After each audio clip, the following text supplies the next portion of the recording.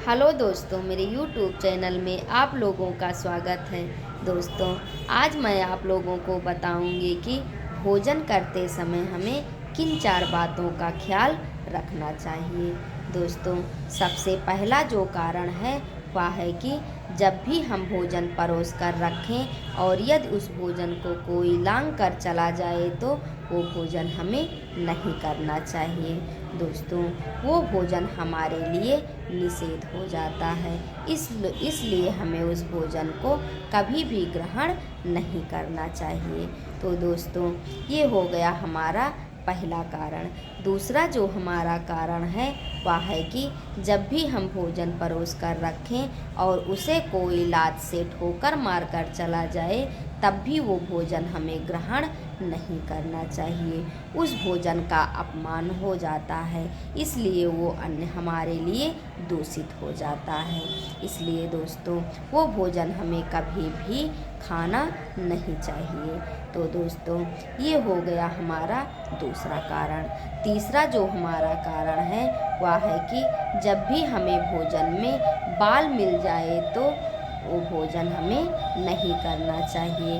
दोस्तों, जब भी भोजन में बाल गिरा मिलता है और उस भोजन को हम लोग ग्रहण कर लेते हैं तब दोस्तों हमारे घर में लगातार दरिद्रता का निवास रहता है। हमारे घर में दरिद्रता आ जाती है। इसलिए दोस्तों, भोजन में यदि बाल मिले तो उतना भोजन हमें छोड़ देना चाहिए। वो भोजन हमें नहीं करना चाहिए। तो दोस्तों, ये हो गया हमारा तीसरा कारण। दोस्तों, चौथा कारण जो है वो हमारे लिए बहुत ही महत्वपूर्ण है, लेकिन दोस्तों हम उन बहनों से क्षमा मांगते हैं जिन बहनों को हमारी ये बातें ना अच्छी लगे। दोस्तों, आजकल के वर्तमान युग में इस कारण को कोई भी नहीं मानता है और कोई कोई बहनों को हमारी ये बातें बहुत ही बेकार लगेगी, लेकिन दोस्तों उनसे हम क्षमा मांगते हैं। उनके यहाँ यदि ऐसा होता होगा तो वो ये कर सकती हैं। दोस्तों, हमारी चौथी जो बातें हैं, हमारा चौथा जो कारण है वह है कि हमें कभी भी पति के साथ में भोजन नहीं करना चाहिए। पति के थाली में भोजन नहीं खाना चाहिए। दोस्तों, आप लोग कहेंगे कि पति के साथ भोजन करने से प्रेम बढ़ता है, पर दोस्तों ऐसा नहीं होता है। पति के साथ भोजन करने से पति की आयु क्षीण होती है और दोस्तों पति को हम भगवान की उपमा देते हैं। पति हमारे लिए ईश्वर होता है। इसलिए दोस्तों भगवान को हम जूठा भोजन नहीं खिला सकते हैं। दोस्तों, हमें इसीलिए पति के साथ में भोजन नहीं करना चाहिए। पति को अपना जूठन नहीं खिलाना चाहिए। दोस्तों, वर्तमान युग में ऐसा संभव नहीं होता है, लेकिन अभी भी कुछ बहनें ये काम नहीं करती हैं। मेरी सलाह उन्हीं बहनों के लिए है। बाकी जो बहनें ऐसा करती हैं वो अपना कर सकती हैं। उनके लिए ऐसा कुछ भी निषेध नहीं होता है। लेकिन दोस्तों ये बातें सच है, इसलिए मैं आप लोगों के साथ इसे शेयर कर रही हूँ।